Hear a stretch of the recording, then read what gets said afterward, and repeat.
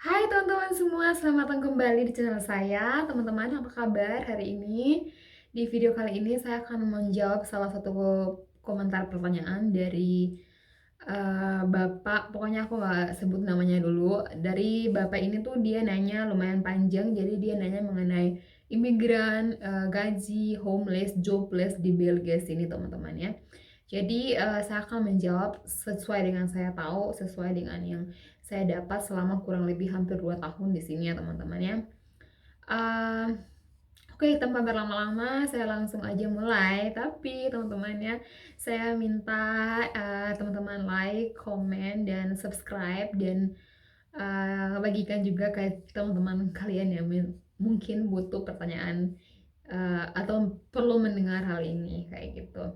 Oke teman-teman, jadi tanpa berlama-lama saya langsung aja mulai teman-teman. Teman-teman, saya lagi berada di depan jendela dan ini tuh lumayan silau. Jadi saya hanya menghadap wajah saya ke kamera dan biar teman-teman bisa lihat.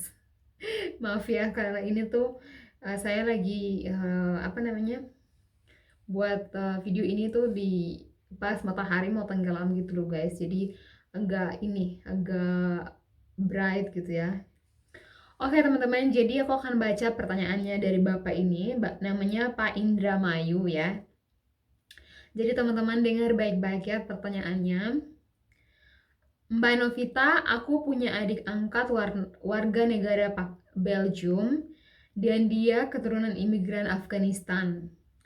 Tinggal bersama orang tua dan dua adik perempuannya di apartemen di kota Lanaken, Belgium ya. Bulan lalu dia kirim pesan ke WA aku minta pinjam uang 500 euro. Ya, 500 euro itu kalau 300 euro itu sekitar 6 juta. Jadi pokoknya kayaknya tuh hampir 10 jutaan gitu ya, kayak 10 juta kurang kayak gitu ya guys ya. Karena dia bilang gajinya per bulan di Belgium cuma dapat 1000 euro ya. Dan tidak semua warga negara Belgium dapat tunjangan gaji fasilitas dari pemerintah Belgium. Aku tentu saja menolak pinjam media uang apalagi sampai 500 euro. Cukup besar kan? 2 minggu lalu dia dapat kiriman baju batik dan kaos mahal distro dari Indonesia yang aku kirim ke dia dengan DHL sampai habis 1,5 juta rupiah. Nggak nyangka banget, aku pikir orang bule kaya semua. Tapi kehidupannya seperti itu. Bahas tentang homeless, jobless di Belgium, Kak. Mbak, maaf ya. Oke teman-teman, jadi ini kalian sudah dengar tadi pertanyaannya cukup panjang dan kita mulai satu-satu dulu ya. Jadi ini kan dia bertanya yang paling pertama itu warga negara Belgium keturunan imigran Afghanistan. Jadi kita bahas dulu imigran dulu ya teman-teman. Jadi teman-teman di sini di Belgia, saya bisa bilang bahwa di sini tuh merupakan salah satu negara, Belgia itu merupakan negara yang banyak apa namanya, multinasional kewarganegaraan. Jadi kayak di sekolah yang kayak di PAUD gitu tuh, misalkan aku pernah berkunjung waktu ini, itu tuh pokoknya kayaknya tuh hampir 10 atau 16, 20 warga negara kewarganegaraan aja. Jadi itu cukup banyak aku dan diketahui itu bahwa memang lebih banyak. Nah, kita bahas soal imigran ya. Jadi kalau misalkan teman-teman tahu imigran di Eropa, mungkin kalau teman-teman yang lain belum tahu, kalau di Eropa tuh banyak sekali imigran yang di negara-negara Eropa, maksudnya kayak kayak Belanda, Jerman, Belgia, dan negara-negara tetangga yang lainnya tuh pokoknya banyak imigran teman-teman. Jadi di sini tuh ada di beberapa kategori. Jadi kayak misalkan kalau dari Afghanistan, kayak pengalaman aku di kelas tuh ada yang imigran karena di tempatnya dia tuh kayak di Lebanon gitu atau di Afghanistan, Pakistan,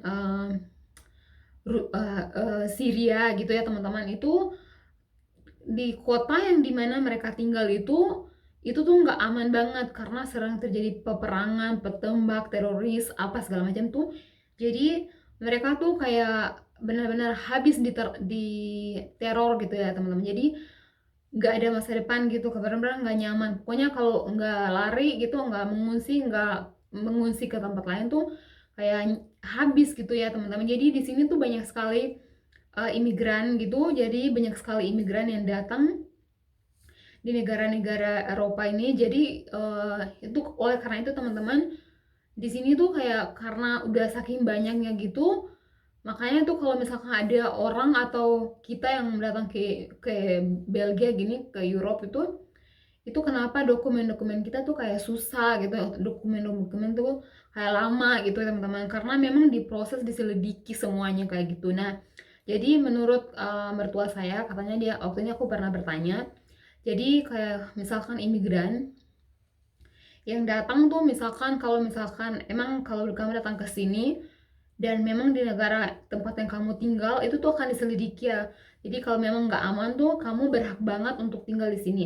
Tapi kalau misalkan kamu nggak ada di negara kamu, nggak biasa-biasa, misalkan kalau aku dari Indonesia, aku ke sini cuman misalkan atau mau kerja atau apa tuh, itu bisa jadi tuh kayak lama banget gitu dipertimbangkan dulu gitu. Jadi karena mereka misalkan itu tadi aku bilang karena imigran di sini banyak, pokoknya mereka tuh harus pokoknya kesini kayak gitu, apa namanya, udah gitu, udah karena harus melarikan diri gitu kan. Jadi soal imigran di sini, kalau misalkan mereka datang itu kan, mereka kalau di Brussel tuh kan bukan ya kan, mereka tuh harus misalkan di apply dulu ke pemerintah gitu. Terus nanti aku nggak tahu juga kayak gimana yang jelasnya, tapi yang pasti tuh nanti tuh misalkan kalau misalkan anak mereka ada di bawah umur gitu, di bawah 18 tahun atau 16 tahun, itu tetap di sekolah kan. Dan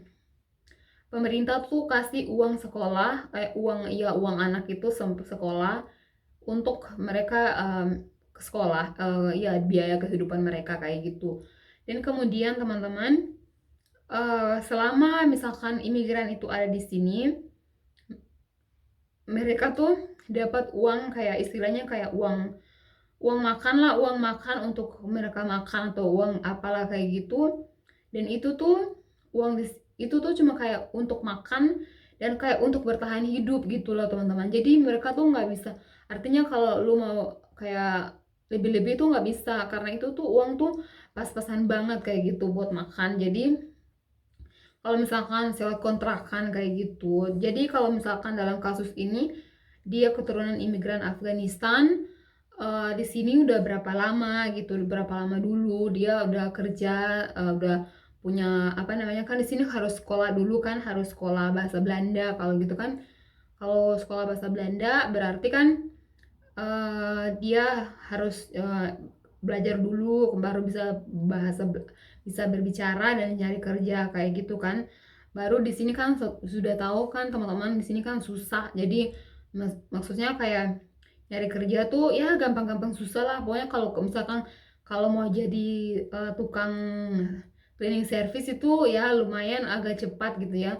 Tapi kalau misalkan nyari-nyari kerjaan kantoran gitu, itu tuh memang harus punya apa namanya, istilahnya kayak ATES di sini, atau memang diploma di sini, diploma atau ijazah di sini ya teman-teman kayak gitu. Dan kita harus uh, apa namanya, kayak bisa bisa harus bisa banget untuk berbicara bahasa Belanda dengan fluent gitu. Jadi kalau misalkan dia tinggal di Vlaanderen itu kan bahasa Belanda, kalau di Wallonie berarti kan harus pakai bahasa Perancis gitu teman-teman. Jadi itu yang agak kendala juga kayak gitu kan. Oke, jadi itu tadi, jadi kalau soal imigran itu tadi, kalau misalkan dia udah lama di sini berarti dia udah bisa kerja. Jadi maksudnya dari dianya sendiri harus berapa lama kerja gitu kan, tergantung dia juga, tergantung perusahaan apa bagian apa dia kerja ya. Nah, sekarang kita masuk ke gaji per bulan di Belgium, cuma dapat 1.000 euro. Jadi sekarang kita bahas gajinya dia, 1.000 euro per bulan ya. Ya, jadi di sini kan tidak di-mention ya, tidak dibilang 1.000 euro ini bruto atau neto, aku tidak tahu ya. Jadi aku mau bilang di sini bahwa gaji di sini tuh dihitung tuh rata-rata per jam ya, kayak kayak gitu yang aku tahu. Jadi rata-rata per jam. Jadi aku kasih contoh ini mungkin agak sedikit konkret. Ada teman aku, dia satu kelas bahasa Belanda. Waktu ini dia jadi bukan cleaning service. Ya tukang kayak pembantu rumah tangga lah gitu lah guys. Jadi dia kayak datang di orang punya rumah. Jadi dia bersih-bersih gitu, punya nyapu, setrika, ngepel semua itu. Jadi satu satu rumah itu dikasih waktu 4 jam kayak gitu, 4 jam. Jadi dia datang tuh kayak satu hari, satu minggu tuh kalau nggak salah 3 kali atau 4 kali kayak gitu. Dan gajinya dia tuh sekitar 1.300 euro, 1.300 euro, 1.300 euro, iya aku ingat.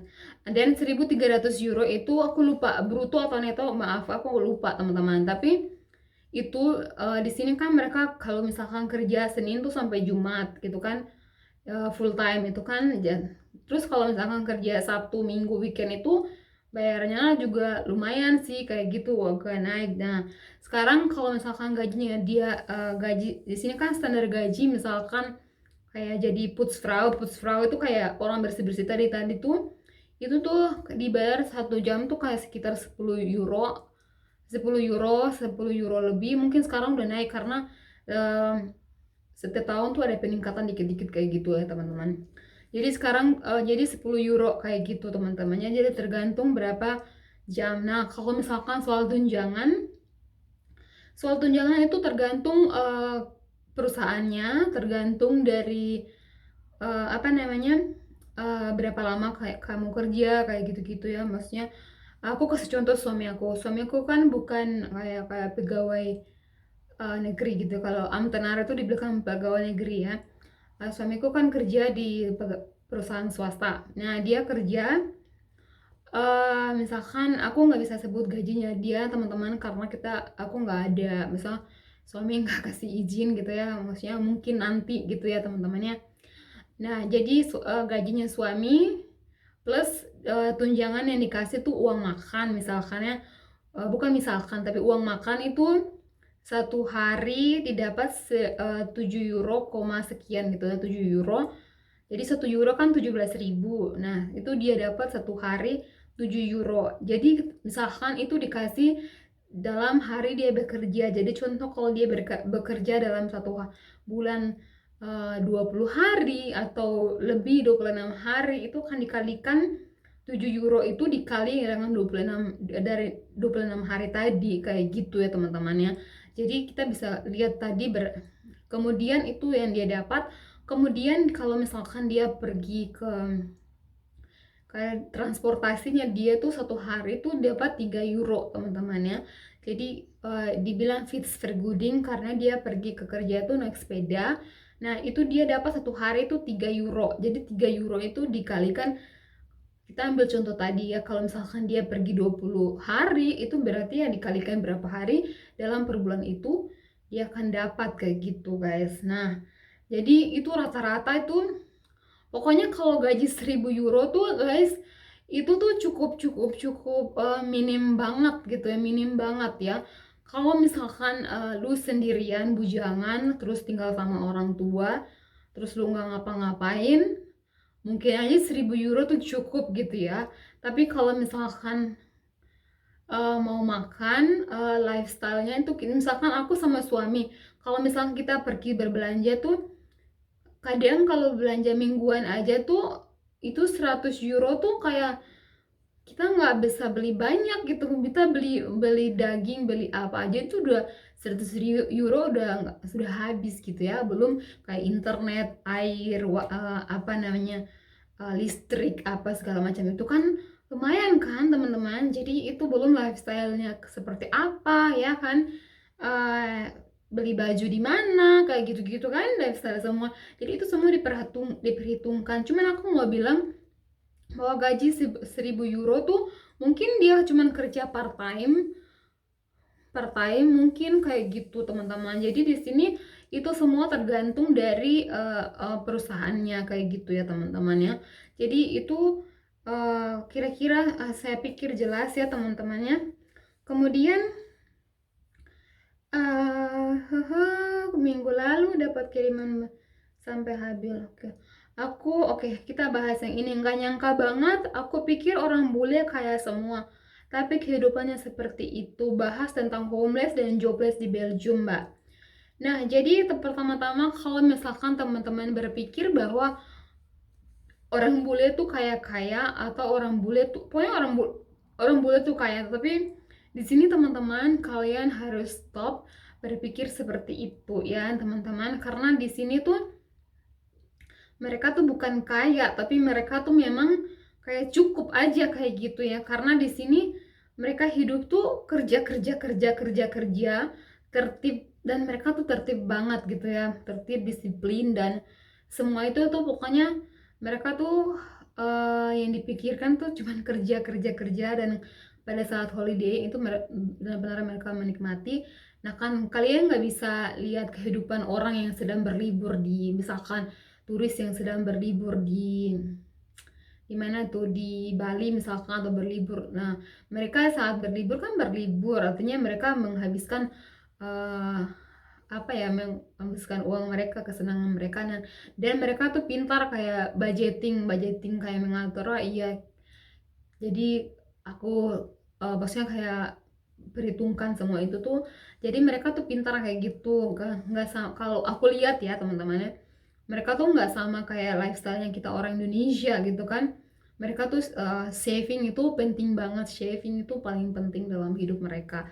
Nah jadi kenapa aku bilang uh, nggak nyangka nggak bilang kalau mereka semua nggak kaya, karena di sini mereka punya mobil itu biasa teman-teman. Kalau kita di sana kan punya mobil, punya rumah, itu kan lumayan kan, jadi kayak bisa dibilang ada. Tapi di sini tuh mereka biasa-biasa aja, punya mobil biasa, punya punya rumah biasa gitu. Bahkan ada yang lain tidak tidak punya rumah, harus nyewa, harus kontrakan, harus apartemen kayak gitu, karena nggak punya uang yang cukup kayak gitu teman-teman. Jadi pokoknya semua di sini tuh tergantung. Dan mereka kalau bilang di sini kaya-kaya tuh emang mereka tuh memang kaya lebih dari orang Indonesia gitu ya kalau mau dibilang, karena gaji mereka kan lumayan besar gitu kan teman-teman. Tapi itu kan tergantung lifestyle-nya setiap orang kan kayak gitu. Jadi dulu juga aku nggak ngerti gitu ya guys, tapi setelah aku tinggal di sini ternyata aku